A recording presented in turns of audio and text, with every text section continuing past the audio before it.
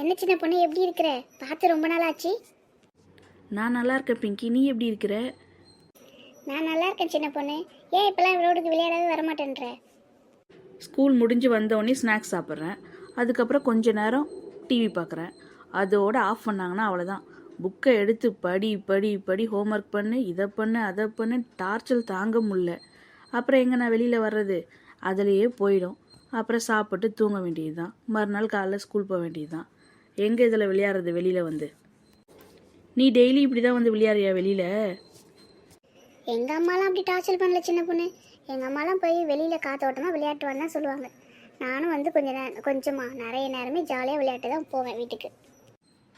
உங்கள் அம்மா படிக்கலாம் சொல்ல மாட்டாங்களா உன்னை? இவ்வளோ நேரம் ஜாலியாக ரோட்டில் இருக்கிற? எங்கள் அம்மா டார்ச்சல் பண்ண மாட்டாங்க சின்ன பொண்ணு. ஃப்ரெண்ட்லியாக சொல்லுவாங்க.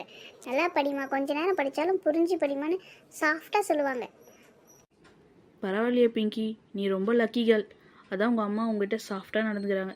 என்னோட அம்மா எப்போ பார்த்தாலும் படி படின்னு எனக்கே டார்ச்சலாக இருக்குது. தலையே வலிக்குது அந்த அளவுக்கு. இப்போ கூட பாரு, எங்கள் அம்மா கடைக்கு போயிட்டு சக்கரை வாங்கிட்டு வர சொன்னாங்க. அதுக்கு தான் நான் வெளியில் வந்தேன், இல்லைன்னா வெளியிலே வந்திருக்க முடியாது.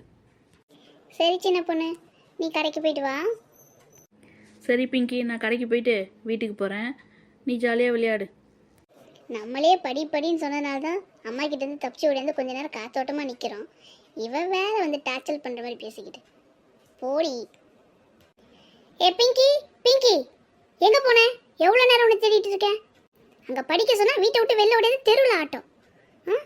கொஞ்சம் கூட அடங்குறது இல்லை. உன்னை வா வீட்டுக்கு வா, நல்லா கம்பியை காய போட்டு சூடு போடுறேன். அம்மா எதுவாக இருந்தாலும் வீட்டில் போய் பேசிக்கலாமா, தெருவில்லாம் பேசாதம்மா. வா வா, கஷ்டப்பட்டு ஃபீஸ் கட்டுறேன், ஒன்றும் படிக்கிறதில்ல.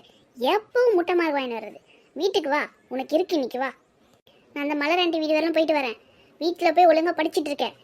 சுற்றிக்கிட்டு இருந்த தோலை உரிச்சிடுவேன். நான் போய் படிக்கிறேம்மா, சத்தம் போடாதம்மா. போ போ. என்ன சின்ன பொண்ணு, நீ எப்படி இருக்கிற? இப்போதான் பார்க்குறேன் உன்னை. நல்லா இருக்கிறியா? நல்லா இருக்கேன் ஆண்டி, நீங்கள் எப்படி இருக்கீங்க? எங்கள் அம்மா நல்லா இருக்கிறது. ஒன்றுமே படிக்க மாட்டேன்றா, எப்பவும் விளையாட்டு தான். இப்படி வீட்டில் இந்த பக்கம் என் தலை மறைஞ்சுன்னா தெருவில் தான் இருக்கிறா. இவகிட்ட என்னால் முடியலம்மா, படிக்கிறதே கிடையாது. சரிம்மா, எனக்கு கொஞ்சம் வேலை இருக்கே, நான் போயிட்டு வரேன். சரிங்க ஆண்டி. சின்ன பொண்ணு, நீ இன்னும் போகலையா? போயிட்டு தான் இருந்தேன். உங்கள் அம்மா கத்தின சவுண்டு கேட்டுச்சு, அதான் திரும்பி அப்படியே நின்றுட்டேன். பிங்கி, இதுக்கு எங்கள் அம்மா 90% பரவாயில்ல.